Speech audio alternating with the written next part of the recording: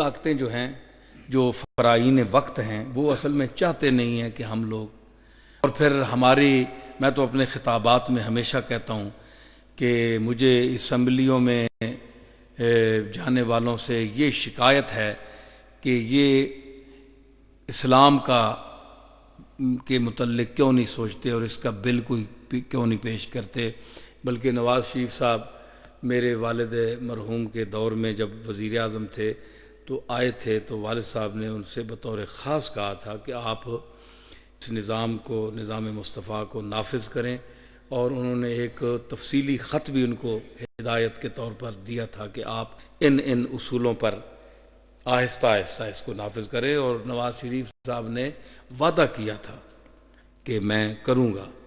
اور میں یہ سمجھتا ہوں، اس لیے نہیں کہ آپ لوگ ان کی کچھ پارٹی کے بھی لوگ بیٹھے ہیں، دوسرے بھی کچھ بیٹھے ہوں گے، میں جانتا نہیں کون کون ہے، لیکن میں یہ سمجھتا ہوں کہ ان کے دل میں اس اسلام کے حوالے سے کوئی درد موجود ضرور ہے۔ پتہ نہیں اب کیا مجبوری ہے کہ اس خواب کو شرمندہ تعبیر نہیں کر سکے اب تک، یا پارٹی تعاون نہیں کر رہی، یا کیا کچھ مسئلہ ہے۔ جیو ٹی وی پر اور دوسرے ٹی وی مختلف مجھ سے پوچھتے ہیں، تو میں نے اس کے اسباب زوال پوچھے تو میں نے ان سے یہی کہا کہ اتحاد بین الغرباء کی اب ضرورت نہیں ہے۔ اتحاد بین الغرباء کہ غریب، جس طرح پیپل پارٹی والے کہہ رہے ہیں جناب کہ غریب اکٹھے ہو جائیں، غریب اکٹھے ہو کے کیا کریں گے؟ اتحاد بین الامراء ہونا چاہیے، جو سربراہان مملکت ہیں وہ اکٹھے ہوں، وہ ایک قوت بنے اسلام کی، تمام ممالک اسلام کے لیے اکٹھے ہوں، اس نظام کے لیے عالمی سطح پر نافذ کرنے کے لیے۔ اور وہ اسی وقت ہو سکتا ہے جب لیبیا اور یہ سعودی عرب اور یہ ممالک جو ہیں، یہ اپنے انفرادی جو ان کے مقاصد ہیں، دوسرے ملکوں سے کسی سے تیل لینا ہے، کسی کی گیس لینی ہے، تو ان کی وجہ سے یہ ان کے وہ نیچے گھسے ہوئے ہیں، خوشامد کرتے ہیں اپنے ملکی مفادات کے لیے۔ تو اللہ اور رسول کو انہوں نے چھوڑ دیا، سب نے بشمول پاکستان کے سب چھوڑ دیا۔ تو نہ سعودی عرب چل رہا ہے، اب دیکھیں اسرائیل میں کیا ہو رہا ہے، کیا ہم کوئی بے غیرت ہیں مسلمان؟ کیا ہو رہا ہے وہاں، اور کھل کر وہ ظلم کر رہے ہیں، لیکن ہم سب بیٹھے ہوئے ہیں۔ کیا انہوں نے کوئی زیادہ گناہ کیا ہے؟ ہم کوئی نیک پاک لوگ ہیں؟ میرا خیال ہے پاکستان جتنا گناہ گار ہے اتنا تو کوئی ملک ہے ہی نہیں۔ اس کے باوجود اللہ نے ہمیں بچایا ہوا ہے، کیا وہ عذاب یہاں نہیں آ سکتا؟ کل اگر یہاں آ گیا تو ہم کیا کریں گے؟ اللہ کے عذاب کو کوئی نہیں ہو سکتا، کچھ بھی نہیں ہو سکتا۔ تو اس لیے جب تک یہ اتحاد، چونکہ آپ میں سے کئی لوگ اسمبلیوں میں بھی جاتے ہیں، آپ کے جو اراکین دولت ہیں، جو کلیدی مناصب پر حضرات بیٹھے ہیں، ان تک بھی میرا پیغام پہنچائیں، اور خود بھی آپ مسلمان ہیں ماشاءاللہ۔ تو اللہ اور رسول، قانون قرآن جو ہے، رسول اللہ کا جو نظام ہے، یہ ایک درد اٹھنا چاہیے، اور جب تک یہ نہیں ہوگا خدا جانے ہمارے ہاتھ سے پاکستان بھی نہ چلا جائے۔ لوگ کہتے ہیں، یہ بڑا میں جملہ کہنے والا ہوں، آپ سب لوگ سنیں، کہ لوگ کہتے ہیں کہ پاکستان کا وجود ضروری ہے۔ میں کہتا ہوں کہ ہمارا وجود پاکستان سے نہیں ہے، ہمارا وجود اسلام سے ہے۔ قرآن نے، دیکھیں علامہ اقبال نے کیا کہا تھا، ایک دوسرے مسلک کے مولوی صاحب ہیں، میں ان کا نام نہیں لیتا، وہ ہم اثر تھے علامہ اقبال کے، تو اس نے کیا کہا کہ سرود بر سر ممبر کے ملت از وطن است، انہوں نے خود ہی لے لیا، زدیو بند حسین احمدی چے بولا جبیست۔ علامہ اقبال کہتے ہیں کہ انہوں نے ممبر پر چڑھ کر کیا کہا، ندانت رموز دی ورنہ چے بے خبر ز مقام محمد عربیست، سرود بر سر ممبر کے ملت از دی وطن است، کہ وہ مولوی صاحب چڑھے، سٹیج پر آئے، اور انہوں نے کیا گایا، راگ الاپا، کہ ملت جو ہے وہ تو وطن سے ہے، جب تک وطن نہیں ہوگا تو ملت کہاں سے ہوگی؟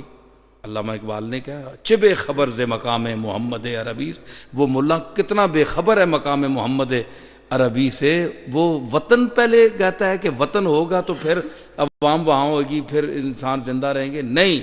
اقبال نے کہا نا بمصطفیٰ برسا خویش را کہ دیں ہمہ اوست، خطہ نہیں چاہیے ہمیں، اپنے دل کو، اپنے ذہن کو حضور تک پہنچاؤ، اپنی عقیدت کا مرجع، اپنے اخلاص کا، محبتوں کا مرجع حضور کو سمجھو، ہیں جی بمصطفیٰ بے رساں خویش را کہ دین ہمہ اوس، کہ تمام مکمل دین حضور کا تعلق ہے۔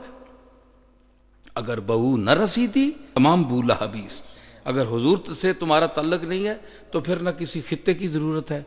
ہندو بھی تو رہے ہیں نا، اتنا عرصہ یہاں ہندو رہے ہیں آباد، اب بھی جو ہندوستان میں ہندو موجود ہیں، پاکستان میں وہاں مسلمان بھی موجود ہیں، تو کیا وہ اس سے زیادہ ہیں؟ 30 کروڑ 40 کروڑ سے زیادہ ہیں۔ میں ابھی کچھ عرصہ پہلے ہندوستان ہو کر آیا، وہاں کے حالات بھی مجھے پتہ ہیں، کچھ جو لوگ ملے ہیں، تو کیا وہ وہاں سانس نہیں لے رہے؟ کیا وہ وہاں زندہ نہیں ہیں؟ کیا وہ نمازیں نہیں پڑھتے؟ تو ہم اگر یہاں اللہ نے ہمیں ملک الگ دیا ہے تو ہم نے کیا، کون سی یہاں کوئی نئی بات کی ہے؟ اللہ کے دین کی خدمت کیا کی ہے؟ 50-60 سال ہو گئے ہیں۔ تو یہ بڑا لمحہ فکریہ ہے۔ اللہ تعالیٰ اس ملک کو اور اس کے جتنے لیڈر آتے ہیں وہ کیا نشستند و گفتند و برخاستند، آیا کسی نے اپنے حساب سے اپنی تجوریاں بھری، اس نے لوٹا، وہ چلا گیا، دوسرا آیا اس نے کھایا۔ تو یہ ایک لوٹ گھسوٹ ہے، اس میں کوئی نہ کوئی ملک ہے، نہ کوئی ملت ہے، نہ اسلام ہے، نہ دین ہے۔ اور پھر اللہ تعالیٰ دیکھیں مسلط ہے ہمارے سامنے، افغانستان کے حالات دیکھیں، سر پر ہے، امریکہ سر پر ہے، خوف ہمیں کھا گیا دشمن کا، ہمارے اندر ایمان ہی نہیں رہا۔ اللہ نے فرمایا کہ جو مجھ سے ڈرتا ہے اس کو کسی سے نہیں ڈرنا چاہیے۔ سب سے بڑی ذات اللہ کے بعد حضور علیہ الصلوۃ والسلام کی ذات ہے، آپ سے بڑھ کر کوئی دنیا میں کوئی محترم شخصیت نہیں ہے اللہ کے بعد۔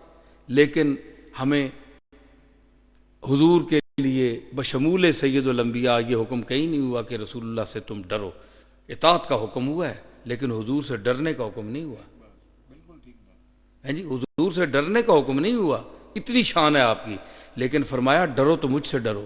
کیوں؟ ہوا اہل التقوی و اہل المغفرہ، بخشنے کے قابل صرف میں ہوں۔ ہاں حقوق العباد، اگر میں نے آپ کا کچھ حق مارا ہے تو آپ سے معافی میں مانگ سکتا ہوں کہ آپ میرا حق معاف کریں یا مجھ سے غلطی ہوئی، لیکن میرے گناہ بخشنے آپ کا کام نہیں ہے، گناہ وہی بخشے گا۔